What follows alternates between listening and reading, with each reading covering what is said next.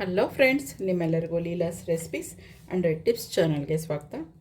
ಇವತ್ತಿನ ದಿವಸ ಒಂದು ಏನಾದರೂ ಯಮ್ಮಿಯಾಗಿ ತುಂಬ ಟೇಸ್ಟಿಯಾಗಿ ಏನಾದರೂ ಮಾಡ್ಕೊಂಡು ತಿನ್ನಬೇಕು ಅಂತ ಅನ್ನಿಸ್ತು. ಆಗ ನನಗೆ ನೆನಪಿಗೆ ಬಂದಿತ್ತು, ನಾನು ಕಾಲೇಜ್ ಟೈಮಲ್ಲಿ ಕ್ಯಾಂಟೀನಲ್ಲಿ ಮಾಡ್ತಿದ್ದಂಥ ನಾರ್ತ್ ಇಂಡಿಯನ್ ಪಲಾವ್. ಇದಕ್ಕೆ ಯಾವುದೇ ಒಂದು ಜಾಸ್ತಿ ಮಸಾಲೆಗಳಿರೋದಿಲ್ಲ, ಸ್ಪೈಸಿ ಇರೋಲ್ಲ, ತುಂಬ ಖಾರ ಇರೋಲ್ಲ, ತುಂಬ ಲೈಟಾಗಿ ತುಂಬಾ ಚೆನ್ನಾಗಿರ್ತಿತ್ತು. ಆಗ ನಾವು ತುಂಬ ಎಂಜಾಯ್ ಮಾಡ್ಕೊಂಡು ತಿಂತಾಯಿದ್ವಿ.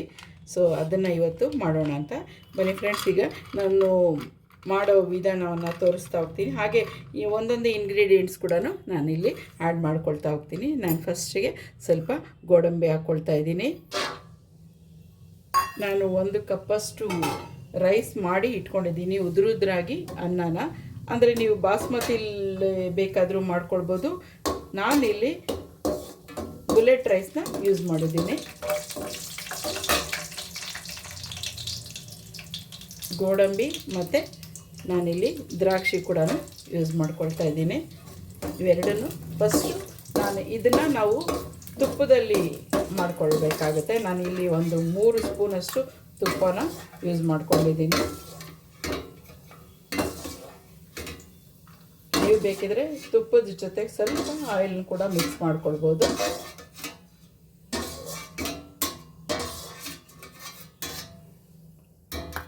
ಇದೇ ಈಗ ತುಪ್ಪಕ್ಕೆ ನಾನಿಲ್ಲಿ ಒಂದಷ್ಟು ಪಲಾವ್ ಎಲೆ, ಚಕ್ಕೆ, ಲವಂಗ ಮತ್ತು ಈ ಇದು ಏಲಕ್ಕಿ ಕೂಡ ಇಲ್ಲಿ ತೊಗೊಂಡಿದ್ದೀನಿ. ಇದಷ್ಟು ಸ್ಪೈಸಸ್ನ ನಾನಿಲ್ಲಿ ಹಾಕ್ಕೊಳ್ತಾ ಇದ್ದೀನಿ. ಅದು ಸ್ವಲ್ಪ ಫ್ರೈ ಆಗಿದ ತಕ್ಷಣವೇ ನಾವು ಅದಕ್ಕೆ ಇಲ್ಲಿ ಕಟ್ ಮಾಡಿ ಚೆನ್ನಾಗಿ ತೊಳೆದು ವಾಶ್ ಮಾಡಿ ಇಟ್ಕೊಂಡಿರೋಂಥ ಕ್ಯಾರೆಟು ಮತ್ತು ಬೀನ್ಸ್ ಎರಡನ್ನು ಸಣ್ಣಕ್ಕೆ ಹೆಚ್ಚಿಟ್ಕೊಂಡಿದ್ದೀನಿ. ಅದನ್ನು ಕೂಡ ಇಲ್ಲಿ ನಾನು ಆ್ಯಡ್ ಮಾಡ್ಕೊಳ್ತಾ ಇದ್ದೀನಿ. ಇದೆಲ್ಲನೂ ಈ ತುಪ್ಪ ಅಥವಾ ಆಯಿಲ್ನಲ್ಲಿ ಫ್ರೈ ಆಗಬೇಕಾಗತ್ತೆ. ಈಗ ಸ್ವಲ್ಪ ನಾವು ಫ್ಲೇಮ್ನ ಜಾಸ್ತಿ ಮಾಡ್ಕೊಳ್ಳೋಣ.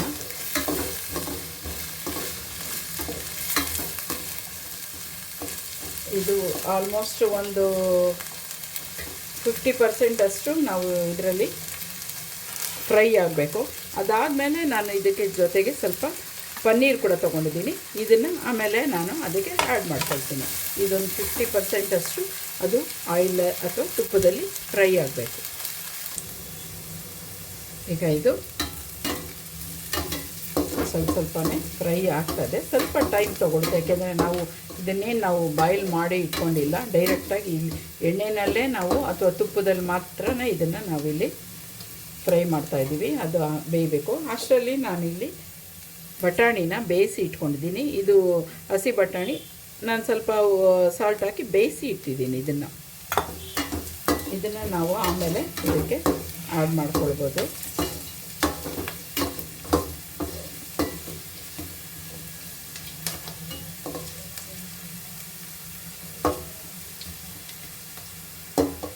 ರೈಸ್ನ ಸ್ವಲ್ಪ ಉದುರುದ್ರಾಗಿ ಮಾಡಿ ಇಟ್ಕೊಳ್ಳಿ. ನೀವು ಬಾಸ್ಮತಿ ಯೂಸ್ ಮಾಡೋಂಗಿದ್ರೆ ಅದು ಕೂಡ ಮಾಡ್ಕೊಳ್ಬೋದು. ನಾನಿವಾಗ ಪನ್ನೀರನ್ನ ಇದಕ್ಕೆ ಹಾಕ್ಕೊಳ್ತಾ ಇದ್ದೀನಿ. ಪನ್ನೀರ್ ಕೂಡ ಅದೇ ತುಪ್ಪದಲ್ಲಿ ಫ್ರೈ ಆಗಬೇಕು. ಸ್ವಲ್ಪ ಇದು ಫ್ರೈ ಆದಮೇಲೆ ನಾವು ಇದಕ್ಕೆ ರುಚಿಗೆ ಉಪ್ಪನ್ನು ಸೇರಿಸ್ಕೊಳ್ಬೇಕಾಗತ್ತೆ. ಈಗ ಪನ್ನೀರ್ ಕೂಡ ಒಂದು ಸ್ವಲ್ಪ ಕಲರ್ ಚೇಂಜ್ ಆಗಿದೆ. ನಾವು ಹಾಕಿರುವಂಥ ತರಕಾರಿಗಳು ಕೂಡ ಬೀನ್ಸು ಮತ್ತು ಕ್ಯಾರೆಟು ಅದು ಕೂಡ ಆಲ್ಮೋಸ್ಟ್ ಕುಕ್ ಆಗ್ತಾ ಬಂದಿದೆ. ಈಗ ಇದಕ್ಕೆ ನಾವು ರುಚಿಗೆ ತಕ್ಕಷ್ಟು ಉಪ್ಪನ್ನ ಸೇರಿಸೋಣ.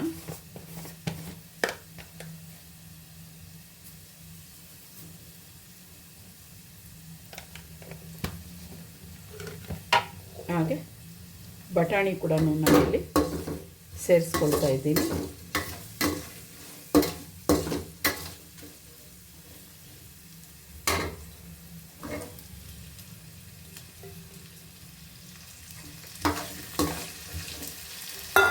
ಬಟಾಣಿ ಸೇರಿಸಿದ್ಮೇಲೆ ಮತ್ತೆ ಬಟಾಣಿನೂ ಸ್ವಲ್ಪ ಫ್ರೈ ಆಗಬೇಕಾಗತ್ತೆ.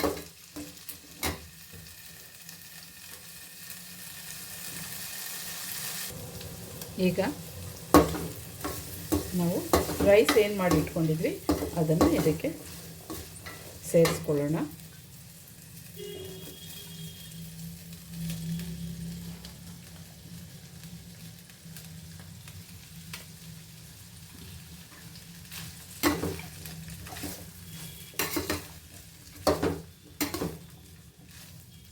ಜೊತೆಗೆ ದ್ರಾಕ್ಷಿ ಗೋಡಂಬಿ ನಾವೇನು ಫ್ರೈ ಮಾಡಿ ಇಟ್ಕೊಂಡಿದ್ದೀವಿ ಅದನ್ನು ಕೂಡ ಇಲ್ಲಿ ಹಾಕ್ಕೊಳ್ತಾ ಇದ್ದೀನಿ.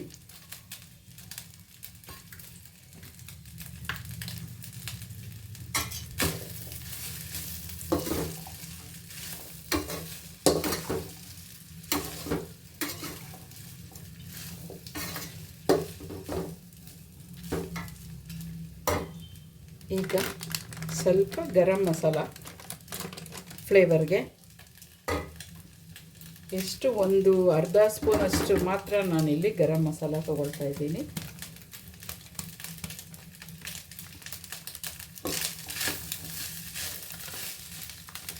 ಇಲ್ಲಿ ಯಾವುದೇ ಒಂದು ಸ್ಪೈಸಸ್ಸು ಜಾಸ್ತಿ ಬೇಡ ಅನ್ನೋದಷ್ಟೇ ಇಲ್ಲಿ.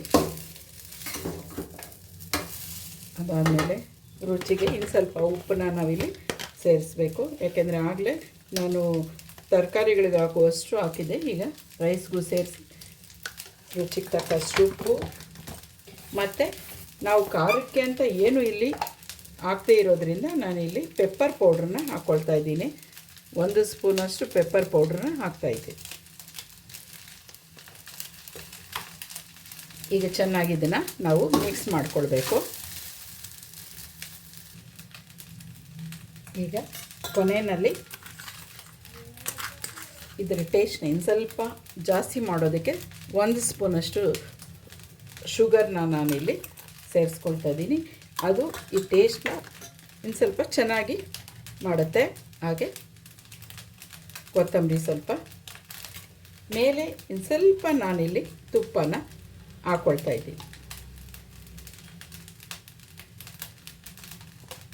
ಈಗ ಇದನ್ನೆಲ್ಲ ಚೆನ್ನಾಗಿ ಮಿಕ್ಸ್ ಮಾಡಿಬಿಟ್ರೆ ನಮ್ಮ ಟೇಸ್ಟಿಯಾಗಿರೋಂಥ ತುಂಬ ಸ್ಪೆಷಲ್ ಆಗಿರೋಂಥ ಒಂದು ನಾರ್ತ್ ಇಂಡಿಯನ್ ಪಲಾವ್ ರೆಡಿಯಾಗಿದೆ. ಮತ್ತು ಇದನ್ನು ಸರ್ವಿಂಗ್ ಬೌಲ್ಗೆ ತೆಗೆದುಬಿಡೋಣ. ನೋಡಿದ್ರಲ್ಲ ಫ್ರೆಂಡ್ಸ್, ಎಷ್ಟು ಈಸಿಯಾಗಿ ತುಂಬ ಸ್ಪೆಷಲ್ಲಾಗಿರೋಂಥ ಒಂದು ನಾನಿಲ್ಲಿ ನಾರ್ತ್ ಇಂಡಿಯನ್ ಪಲಾವನ್ನ ಮಾಡಿದ್ದೀನಿ. ಹಾಗೆ ನಾನಿಲ್ಲಿ ಆ್ಯಪಲಿಂದ ಇದನ್ನು ನಾನು ಗಾರ್ನಿಷ್ ಮಾಡಿದ್ದೀನಿ. ಈಗ ನಿಮಗೆ ಇನ್ನೂ ಒಂದು ಟಿಪ್ಸ್ನ ನಾನು ಇಲ್ಲಿ ನಿಮಗೆ ಶೇರ್ ಮಾಡಬೇಕು. ಇದೇ ಪಲಾವ್ಗೆ ನೀವು ಆ್ಯಪಲ್, ಪೈನಾಪಲ್ ಮತ್ತು ಗ್ರೇಪ್ಸ್ ಈ ಥರದ್ದು ಇನ್ನೊಂದು ಸ್ವಲ್ಪ ಡ್ರೈ ಫ್ರೂಟ್ಸ್ ಎಲ್ಲ ಸ್ವಲ್ಪ ಜಾಸ್ತಿ ಹಾಕಿ ಮಾಡಿದ್ರೆ ಇದು ಕಾಶ್ಮೀರ್ ಆ್ಯಪಲ್ ಆಗುತ್ತೆ. ಕಾಶ್ಮೀರಿ ಆ್ಯಪಲ್ ಅಂದರೆ ಇನ್ನೇನಿಲ್ಲ, ಬರೀ ಇದೇ ರೈಸ್ ನಾನು ಏನು ಯೂಸ್ ಮಾಡಿದ್ದೀನಿ. ಇದಕ್ಕೆ ನೀವು ಆ್ಯಪಲ್ಲು ಅಥವಾ ಬನಾನಾ ಎಲ್ಲ ಫ್ರೂಟ್ಸ್ನೂ ನೀವು ಹಾಕ್ಕೊಳ್ಬೋದು ಇಲ್ಲಿ.